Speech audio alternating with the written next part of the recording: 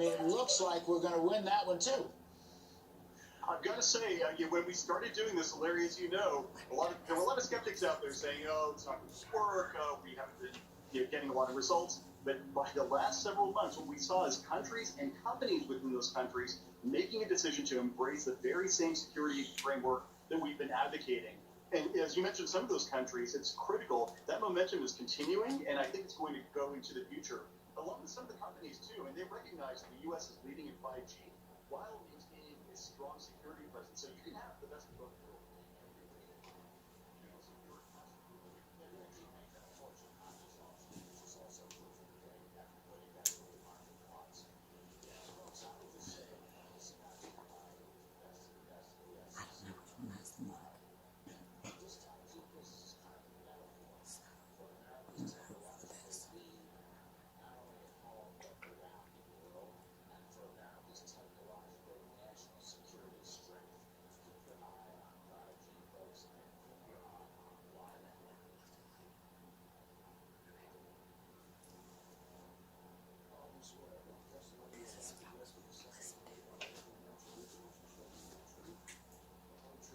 Nothing but the truth.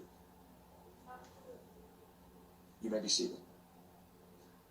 I'm going to ask you 3 questions addressed to each nominee before this committee. So, will you be available to appear before the committee and other congressional committees to represent department positions and respond to issues of concern to the Congress? Yes, Chairman. Are you aware of any personal holdings, investments, or interests that could constitute a conflict of interest or create the appearance of such a conflict should you be confirmed and assume the office to which you have been nominated by the President? No, Chairman. Are you involved or do you have any assets held in blind trust? No, sir. Thank you. We're going to start with our questions now, and I'll take the liberty of asking a few questions, and oh, I'm so sorry. You go ahead and make your opening statement, then we'll move to the questions. Thank you. Thank you very much. Chairman's just getting used to this job. Guatsi Hopa Duhanamet Etzakiwitza Shuimi Hanu. Chairman Manchin, Ranking Member Barrasso, members of the committee, thank you so much for having me here today.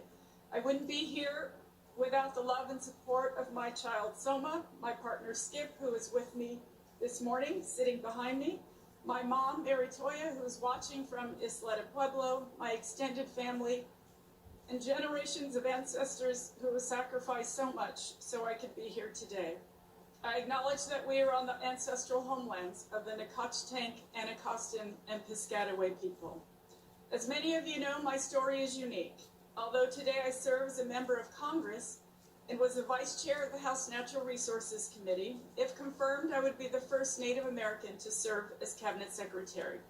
This historic nature of my confirmation is not lost on me, but I will say it's not about me. Rather, I hope this nomination would be an inspiration for Americans moving forward together as one nation and creating opportunities for all of us. As the daughter of a Pueblo woman, I was taught to value hard work.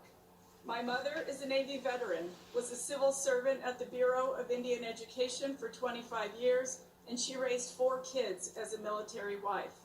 My dad, the grandson of immigrants, was a 30-year career Marine who served in Vietnam. He received the Silver Star and is buried at Arlington National Cemetery. I spent summers in Mesita, our small village on Laguna Pueblo, the location of my grandparents' traditional home. It was there that I learned about my culture from my grandmother by watching her cook and by participating in traditional feast days and ceremonies. It was in the cornfields with my grandfather, where I learned the importance of water and protecting our resources, where I gained a deep respect for the earth. As a military family, we moved every few years when I was a kid, but no matter where we lived, my dad taught me and my siblings to appreciate nature, whether on a mountain trail or walking along the beach. I'm not a stranger to the struggles many families across America face today. I've lived most of my adult life paycheck to paycheck. I pieced together health care for me and my child as a single mom, and at times relied on food stamps to put food on the table.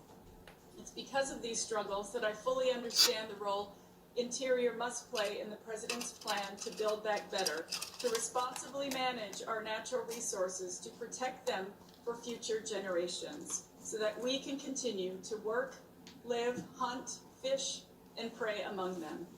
I understand how important the department is for all the stakeholders who rely on it and the communities whose economies are connected to it. I know the bipartisan accomplishments of this committee stand out in Congress. Your work led to Interior having significant resources and authorities, especially with the Great American Outdoors Act and the Public Lands Package. I will work collaboratively with all members of this committee to ensure these acts are implemented well. As chair of the Subcommittee on National Parks, Forests, and Public Lands, I also worked on these issues in Congress and listened to all of my colleagues and constituents about ways to improve management of the department. I am proud of the bipartisan manner in which we move these bills through my subcommittee and to the House floor. As I've learned in this role, there's no question that fossil energy does and will continue to play a major role in America for years to come. I know how important oil and gas revenues are to critical services, but we must also recognize that the energy industry is innovating, and our climate challenge must be addressed.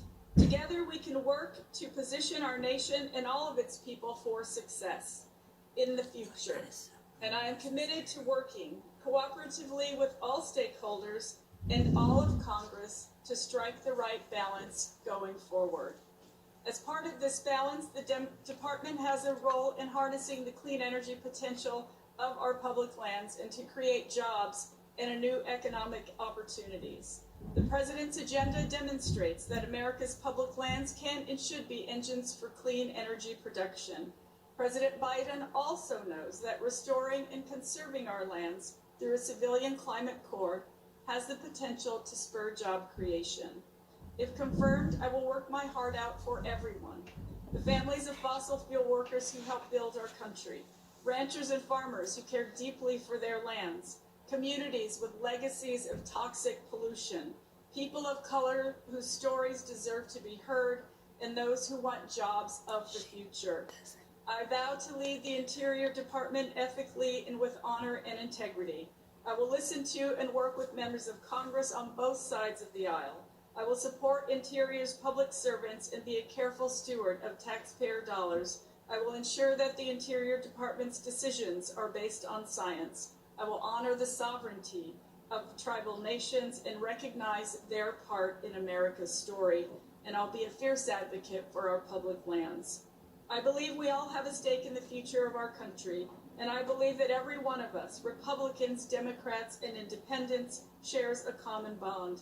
Our love for the outdoors and a desire and obligation to keep our nation livable for future generations. I carry my life experiences with me everywhere I go. It's those experiences that give me hope for the future. If an Indigenous woman from humble beginnings can be confirmed as Secretary of the Interior, our country holds promise for everyone. Finally, I want to give special thanks to you, Chairman Manchin, for calling this hearing today and for sharing with me the issues and needs of the people that you represent in West Virginia. If confirmed, I will listen to all of the people represented by members of this committee and this Congress. I'm grateful for your time today, and I'm ready to serve. And thank you, Senator Heinrich, for your kind introduction, and I look forward to your questions. Thank you.